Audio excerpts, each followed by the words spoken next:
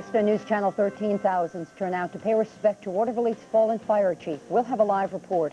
The family of the 9-year-old Watervliet girl hit by a car last week is mourning her today. The new investigator in the John Benet Ramsey murder investigation releases new details. Plus, tap dancing with 77-year-old Gertrude Hallenbeck live at noon is next.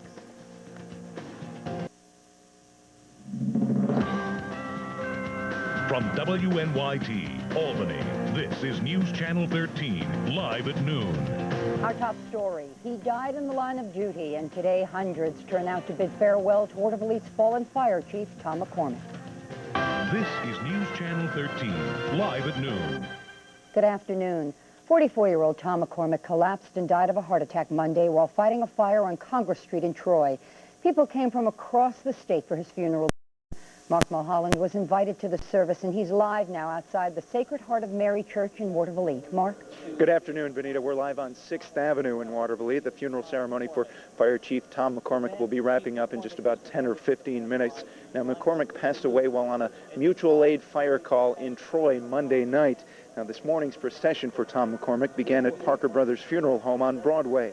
McCormick's coffin, draped in an American flag, was loaded onto a fire truck. The procession made its way down Broadway to 13th Street and the Watervliet Firehouse, where the bell was rung 5 times, signifying the final call or alarm. From the firehouse to Sacred Heart of Mary Church, where a couple of thousand firefighters were waiting to salute this fallen chief. As the coffin was carried into the church, the song, "Here I Am, Lord," was sung. Back live outside Sacred Heart of Mary Church in Watervliet, as you can see several hundred firefighters outside waiting for Tom McCormick's body to be brought back out and to make its way to St. Agnes Cemetery in Menands.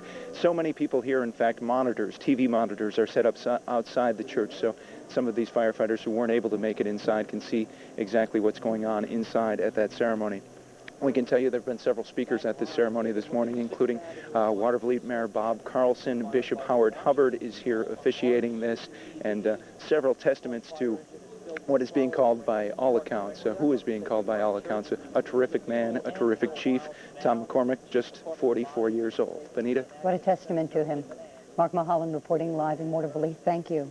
Well, the family of a 9-year-old girl hit by a car in Watervliet last Wednesday is mourning her death.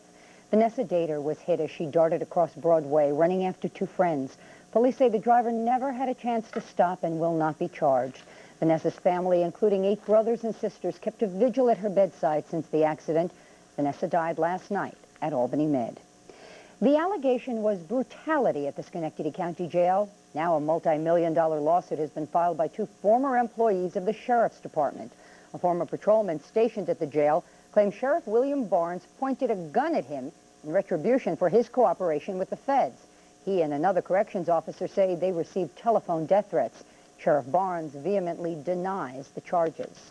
A Pittsfield man is recovering from stab wounds this noon. The victim tells police that he was walking down Bradford Street about 3:30 this morning when someone grabbed him from behind, held a knife to his neck, demanded money, then threw him to the ground and took off with nothing. The victim was treated for lacerations on his face and hand. An Albany man has pleaded guilty to child pornography charges. 50-year-old Russell Everett entered his plea in Albany County Court this morning. Now, under the plea bargain, Everett will get 1 1/3 to 4 years in prison when he's sentenced next month. Everett was arrested in October through an ongoing investigation into kiddie porn on the internet. Louise Woodward will not be going home for Christmas. Woodward's attorneys have decided not to ask a judge to allow her to travel to England to spend the holiday with her family. The British au pair, convicted of manslaughter in the death of 8-month-old Matthew Eapen, has been ordered to stay in Massachusetts until her appeals are settled. Amsterdam police say they put an end to 2 major drug operations by arresting 9 people for transporting and selling heroin and cocaine. Chief Thomas Brownell says one of the suspects sold the heroin that apparently led to the fatal overdose of a teenage boy last month. 6 men and 3 women are charged with bringing the drugs in from New York City by train, bus, and car, and then selling them in Amsterdam. And now, for a first check on your weekend forecast, here's Norm. All right, Benita, and we had a little sunshine here in Albany this morning, but surrounding areas stay cloudy. We are going to look for some flurries this afternoon. Temperatures actually falling off, and if you like flurries and cooler temperatures and a little wind thrown in, you'll love the weekend forecast, which we'll tell you about in just a few minutes. Benita. Thanks, Norm. Friends and family of the 3 slain Kentucky high school girls will grieve together today. Their funerals top our check of national news. The teens' families have decided today's services will be televised to members of the West Paducah community. The teens were killed Monday when a gunman opened fire during a school prayer service. Authorities are planning to charge a 14-year-old boy with those murders. The new lead investigator in a Ramsey murder case says her parents are still a focus of the investigation. At a press conference within the hour, the investigator said that he's requested another interview with the Ramsey family and that John Benet's 10-year-old brother is considered a witness. The 6-year-old beauty queen was found beaten and strangled in her family's Boulder, Colorado home the day after Christmas last year. Astronauts aboard the Space Shuttle Columbia are back on Earth after a safe landing at Florida's Kennedy Space Center this morning. The crew returned to a welcome home instead of the usual congratulations from Mission Control. The astronauts will now face questions about the failed launch of a satellite from the shuttle, which led to an emergency spacewalk to recover that equipment. Some elderly folks in Massachusetts may have a hard time getting the health insurance they want. We'll tell you why in our health check next. Then later, she's 77 and still tapping away. Gertrude Hallenbach is our Artist of the Week. And a dog sled team on a beach? It is unusual, but it's real, and we'll take you there. Only on News Channel 13, live at noon. Live, local, late-breaking. With Benita Zahn and meteorologist Norm Sebastian. This is News Channel 13, live at noon. News Channel 13 is sponsored in part by Community Health Plan and by Ed Ryan. Closed captioning of News Channel 13 is sponsored in part by Pepsi.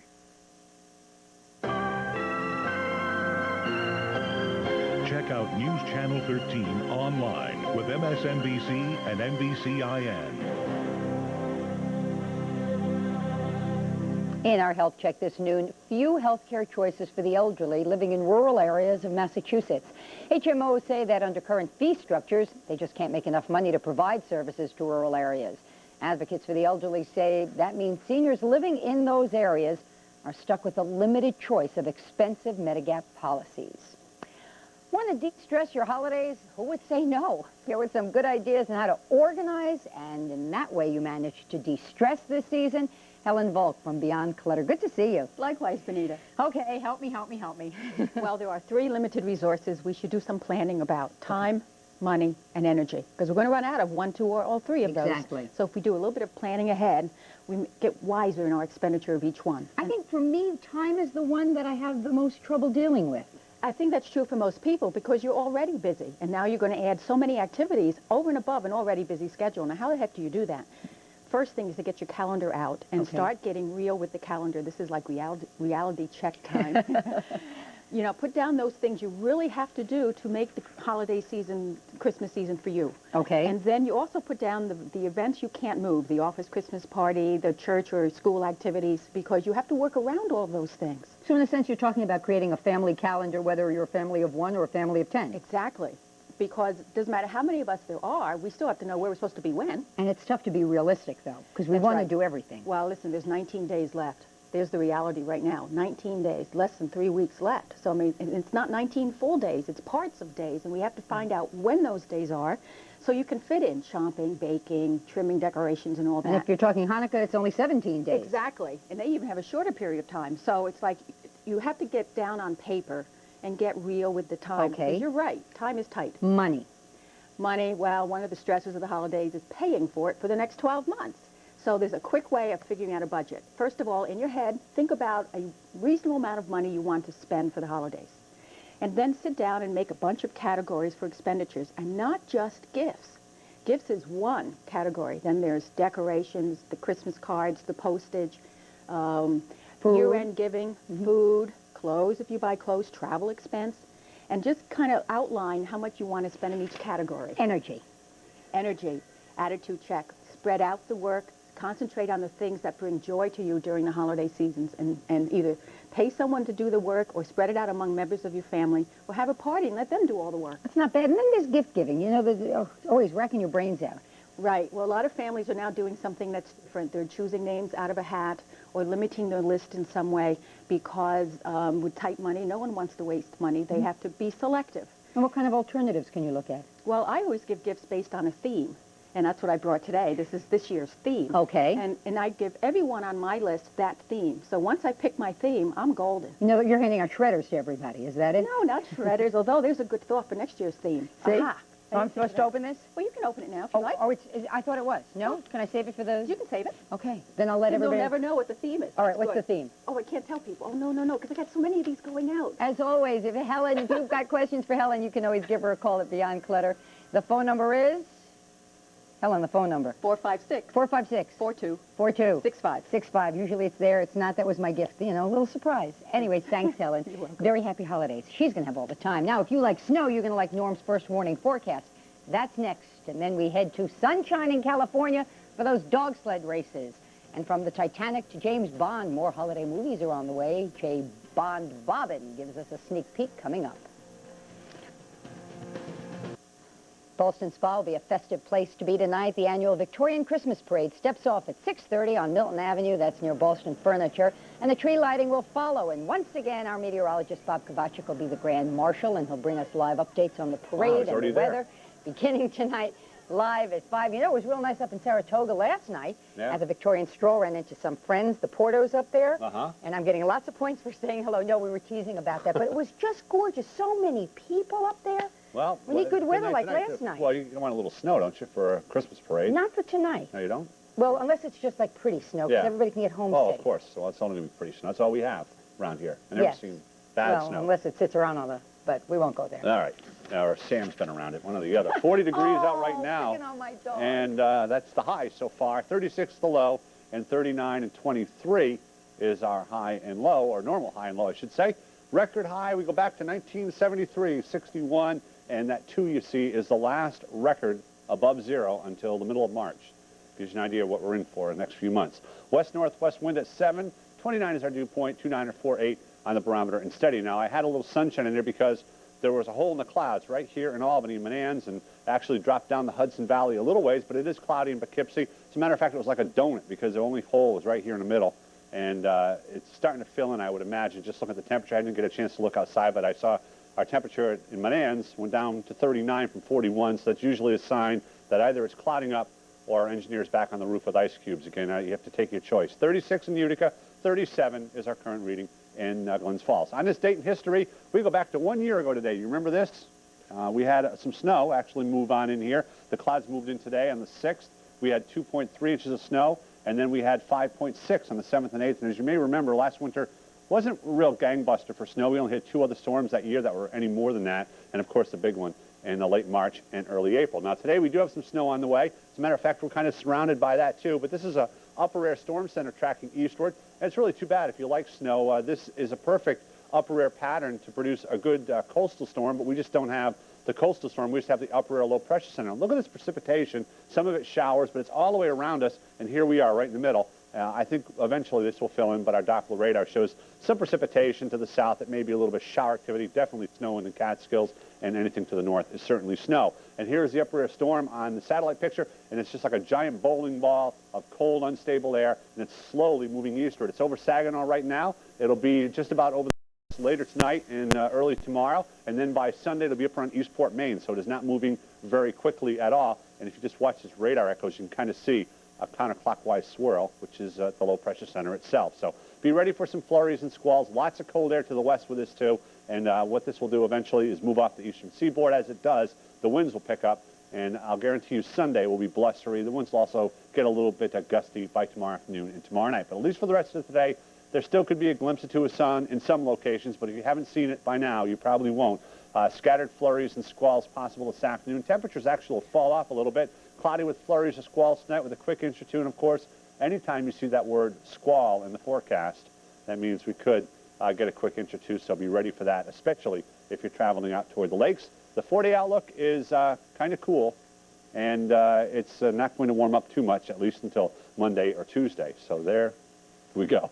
Benita. Okay, thank you. And from Thanksgiving to Christmas, movie studios have one of their busiest times of the year as they release films intended to be popular and Oscar-worthy. And our entertainment critic, Jay Bobbin, is here with a preview of some of the big holiday movies yet to come, the season yet to come. The season yet to come. You know, it's interesting to me today, Benita, there are no big releases because here we are, December. You're between that Thanksgiving Christmas gap where really so many studios put their biggest efforts of the year in. I would think that almost any studio that booked a movie today would have the weekend to themselves pretty much. Flubber did great for Disney last weekend, but it just amazes me this is not a big movie. So what's going on? It seems like probably the jockeying of dates. Maybe they just lost sight of the fact when they were booking theaters that maybe in everybody racing into the heat of competition, the fifth just kind of got left alone. But there is still lots of big stuff coming, and in fact, we'll show you some clips right now that indicate that. Next Friday, we've got Tim Allen and Kirstie Alley. There they are in Amish country, which ought to be real interesting for Tim Allen. For Richer or Poorer is the movie. They play two people whose accountant skips with their money, and they find they owe taxes. They can't pay them, so by golly, they go to Amish country. I don't know the Amish want that as a permanent solution for everybody. No. Did she stop whining? Well, we'll find out. Next week we'll be able to tell you. Here is the big ship of the holiday season, no question, Titanic, delayed from July, and everybody is waiting to see just what this is going to turn out to be. Huge production. They say the most expensive movie ever made, great special effects, a nice love story, and we'll see how that turns out. Now, that is opening against a fellow I can't wait to see again. James Bond is back in Tomorrow Never Dies.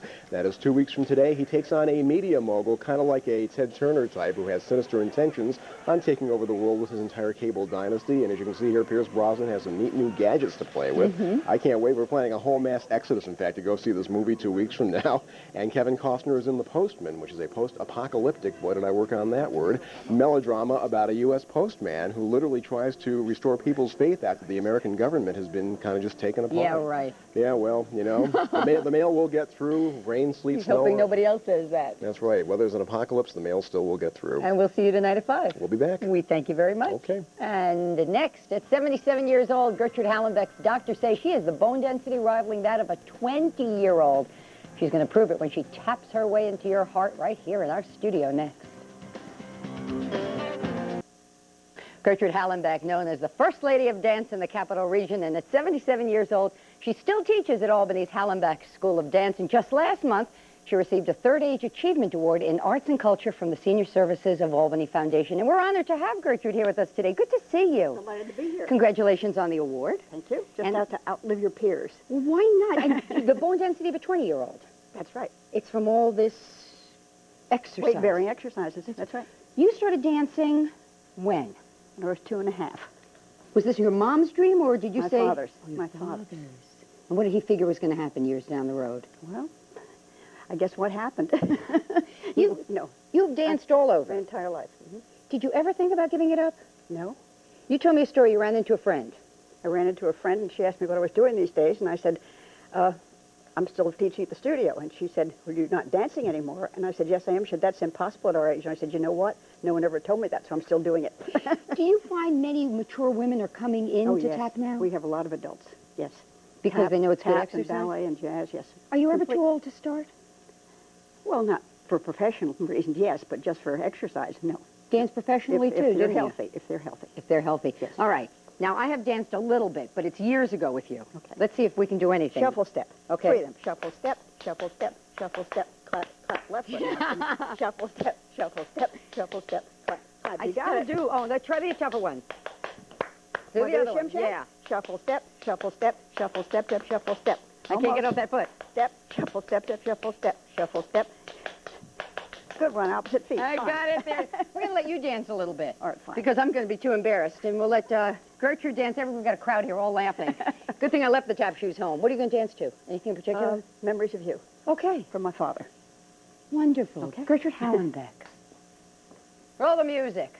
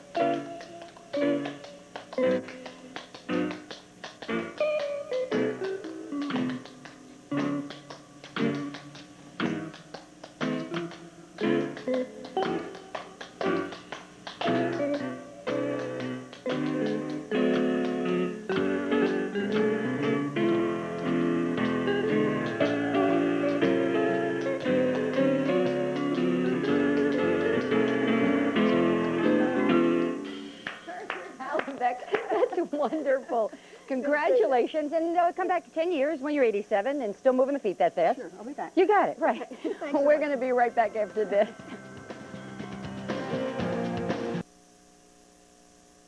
Stories, thousands of firefighters from across New York are in Watervliet right now, paying their respects to that city's fallen fire chief.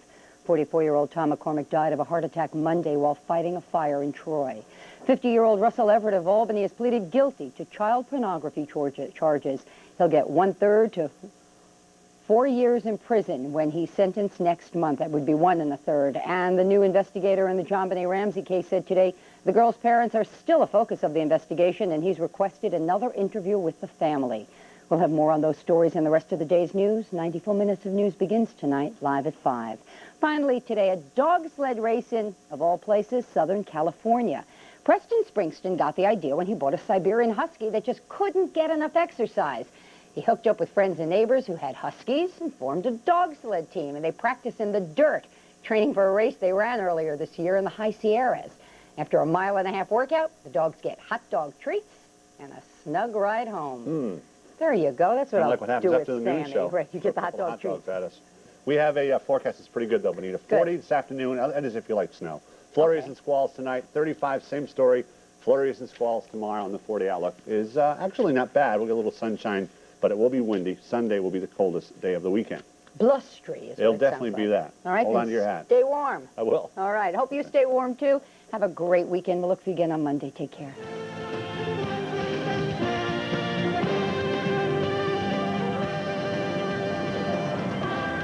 Thank you for watching News Channel 13. We'd like to hear from you. To contact us, call 1-800-999-WNYT, extension 615. Live, local, late breaking. This is News Channel 13.